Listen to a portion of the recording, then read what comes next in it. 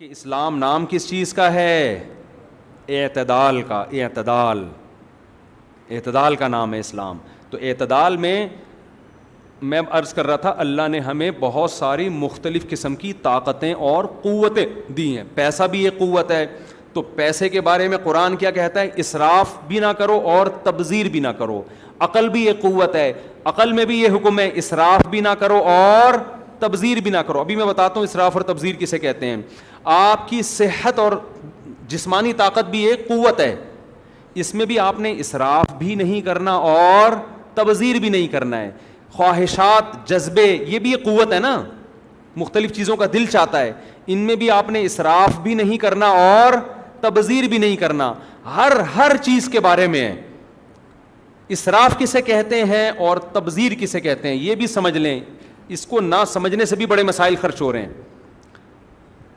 لوگ کہتے ہیں نا بوفا 20 قسم کے کھانے دعوتوں میں تیار ہو رہے ہیں، یہ اسراف ہے. نا نا نا نا، یہ اسراف نہیں ہے.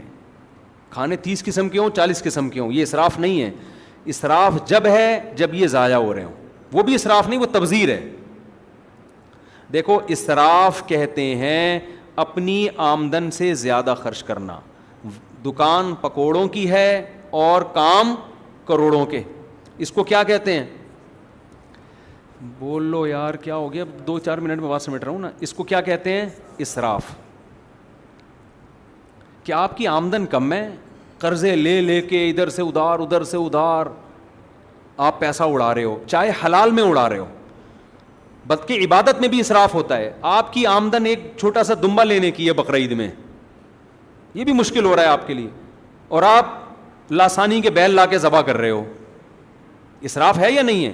اس شخص کے لیے جس کی آمدن کیا ہے؟ محدود آمدن ہے. مجھ سے لوگ پوچھتے ہیں بھائی میری 30,000 تنخواہ ہے، 40,000 تنخواہ ہے، بچے ہیں، بیوی ہے. میں اس سے کہتا ہوں آپ قربانی نہ کرو. اس لیے کہ اگر آپ ایک بکرا 20-25 ہزار کا لے آئے، آپ کے لیے پورا مہینہ گزارنا، راشن، آٹا، دال، یہ مشکل ہو جائے گا.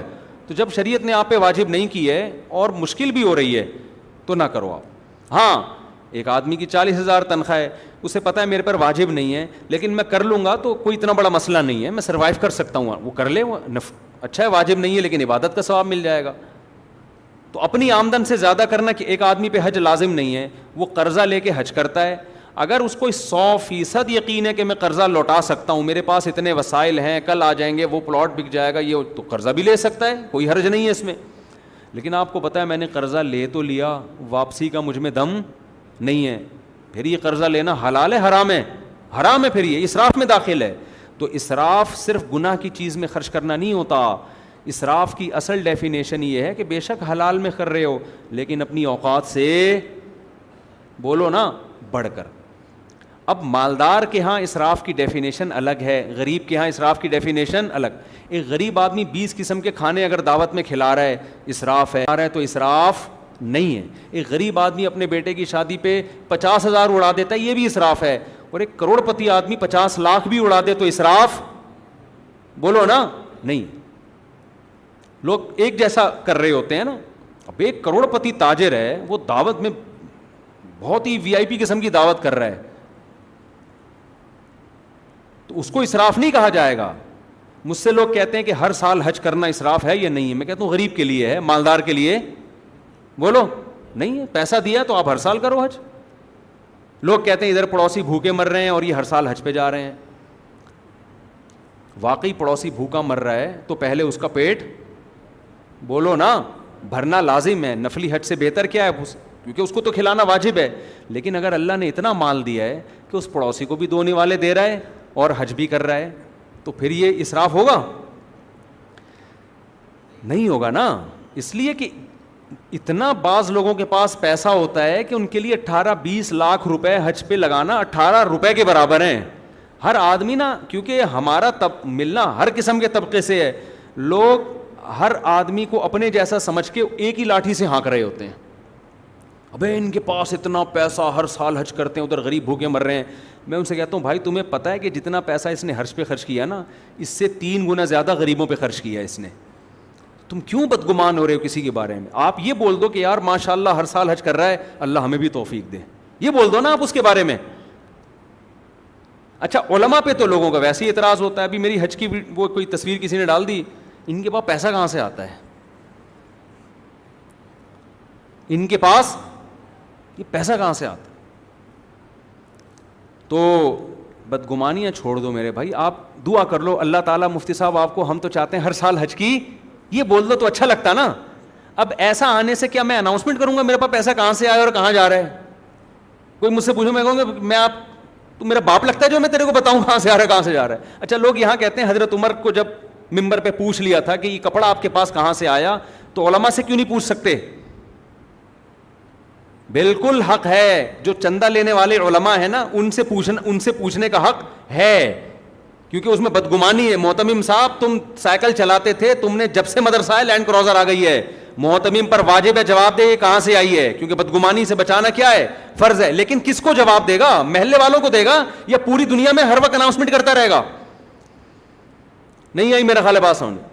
مسجد میں امام کے پاس اچانک پیسہ آ جائے, مسجد کی انتظامیہ کو حق ہے کہ پوچھے کہاں سے آیا, اور امام پر واجب ہے کہ انتظامیہ کو بتائے. امام کو اتنا چھوڑ دینا میں اس کو جائز نہیں سمجھتا, محتمم کو بالکل چھوڑ دینا کہ پوچھو ہی نہیں. حق ہے یقیناً ہے, لیکن کس کا حق ہے یہ انتظامیہ کا حق ہے. آپ جس محلے میں رہتے ہیں, محتمم سائیکل پہ تھا اچانک لینڈ کروزر پہ آ گیا, محلے والے محتمم سے نہیں پوچھتے نا کہاں سے آیا ہے, محلے والے گنہگار ہوں گے. عین ممکن ہے بچوں کا پیسہ کھا رہا ہو, کھاتے نہیں عام طور پہ لیکن ممکن تو ہے نا, تو یہ اس پر لازم ہے بتائے بھائی میرا یہ بزنس ہے, یہ میرا اکاؤنٹ ہے, یہ اس پر لازم ہے. میں تو انتظامیہ کو کھلے عام کہتا ہوں بھائی اگر میرے بارے میں کسی کو بدگمانی ہو, یہ حج پہ کہاں سے جا رہا ہے, یہ شادیاں کن پیسوں سے کر رہا ہے, اتنے بچے کیسے پال رہا ہے, بتاؤ رفیع بھائی گواہ ہیں نہیں آپ لوگ؟ میں ان سے کہتا ہوں مجھ سے پوچھو میں بتاؤں گا تاکہ بدگمانی نہ ہو. ایسا نہ ہو آپ کو بدگمانی ہو یار یہ جو زکوٰۃ آ رہی ہے, یہ جو چندہ آ رہا ہے, ایسا تو نہیں اپنے پیٹ میں جا رہا ہے. لیکن انسان اس کا مکلف نہیں ہے کہ یوٹیوب پہ کوئی کمنٹ کر دے تو پھر وہاں بھی اس کو الگ سے فون نمبر لے کے جواب دے رہا ہے, ادھر الگ سے جواب دے رہا ہے, ادھر الگ سے, یا پوری اناؤنسمنٹ کر رہا ہے. اور عجیب بات ہے میں اگر اناؤنسمنٹ کر دوں نا کہ کہاں سے آ رہا ہے تو اس میں میرا اور فائدہ ہے میرا تو کاروبار ڈبل ہو جائے گا, اس لیے ڈبل ہو جائے گا کہ پبلسٹی ہو جائے گی. لیکن میں اس ممبر کو اپنی پبلسٹی کے لیے استعمال نہ اپنے چینل کو نہ اپنی پبلسٹی کے کاروبار کی حیثیت سے, میرا تو ڈبل ہو جائے گا کام. تو بدگمانیوں سے بچو. مطلب ہم کہتے ہیں حق ہے پوچھنے کا, لیکن ہر ایک کو نہیں ہے.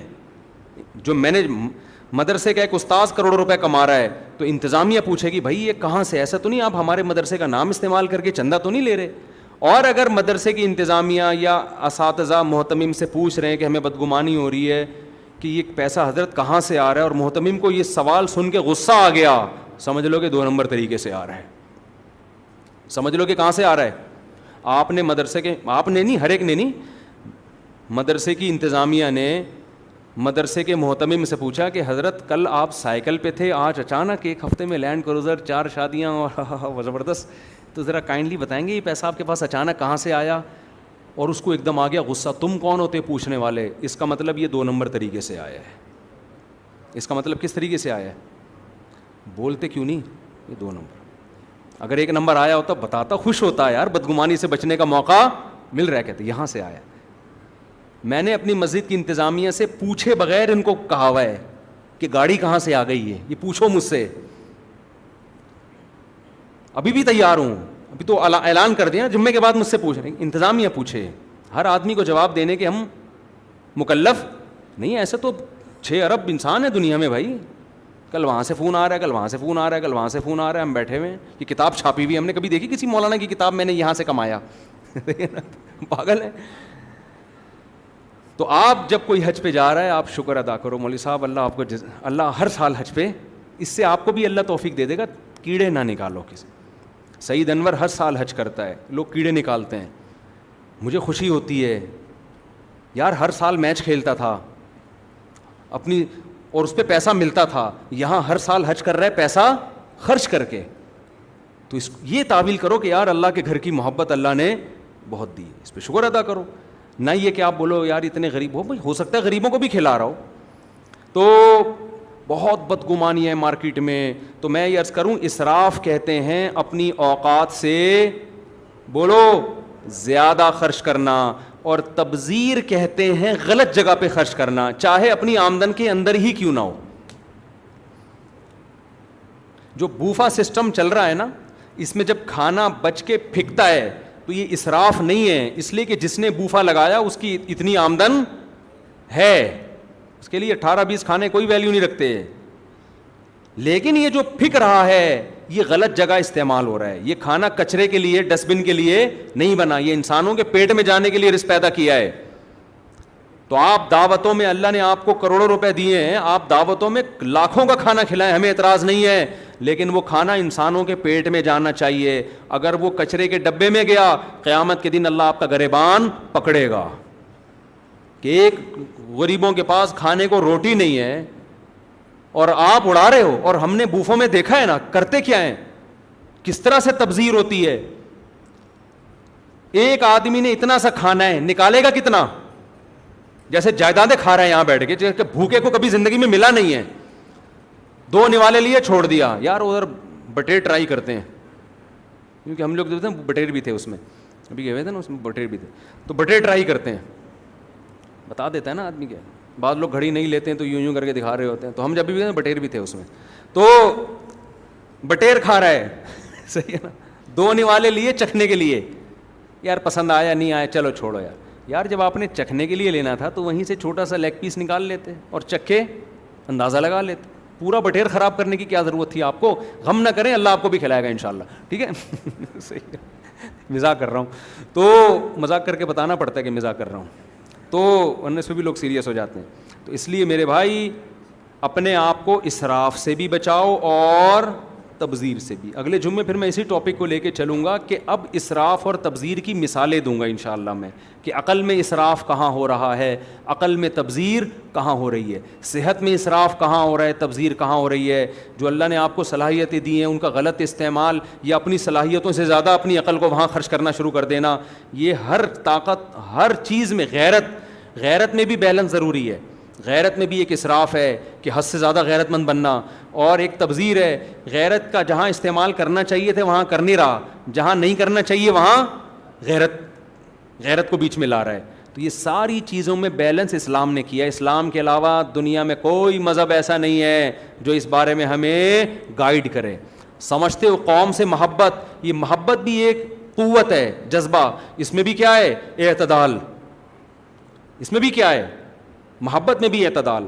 آپ کو اپنی قوم سے محبت نہیں ہے تو یہ اعتدال نہیں, بے اعتدالی ہے. یہ تو نیچرل ہے, اپنی قوم سے ہر آدمی کو ہوتی ہے, لیکن آپ اس میں بھی حد سے تجاوز کر رہے ہو, یا محبت کا رخ غلط ہے, تو یہ اس پہ آپ سے قیامت کے دن سوال ہوگا آپ سے. تو ہر چیز میں شریعت نے بیلنس کیا ہے, ہر محبت میں بیلنس کیا ہے, کہ گھر بیوی سے کتنی, اولاد سے کتنی, ماں باپ سے کتنی, اللہ سے کتنی, ہر چیز بیلنس ہے. تو ایسا خاندانی نظام اسلام نے ہمیں دیا ہے, اسلام کے علاوہ یہ خاندانی نظام کسی کے پاس نہیں ہے. اسی اعتدال کا نام. اور افسوس کی بات ہے کہ آج مسلمان بے اعتدالیوں کا شکار ہے. جو صوفی بنتے ہیں ایسے صوفی بنتے ہیں کہ حلال پہ بھی پابندی لگا لیتے ہیں, اور جو نیک بنتے ہیں تو ایسے بنتے ہیں کہ جو برے بنتے ہیں تو ان کے ہاں حلال حرام کا فرق ہی ختم ہو جاتا ہے. صوفی بنے گا تو اتنا بنے گا کہ کوئی گاڑی میں جا رہا ہے تو اس پہ بھی اعتراض ہو رہا ہے, حالانکہ چوری کی گاڑی نہیں ہے, گاڑی میں کیوں گھوم رہا ہے, یہ اتنا نیک بن گیا. تو یہ اعتدال سے بڑی بھی نیکی ہے. اور حرام کی طرف آئے تو یتیموں کا مال کھا رہے ہیں, بہنوں کی وراثت سے حج کرنے جا رہے ہیں. ایسے بھی ماشاءاللہ لوگ ہیں, مسجد کا کمیٹی کا مسجد کا پیسہ کھایا اور عمرہ کرنے چلے گئے اس پیسے سے.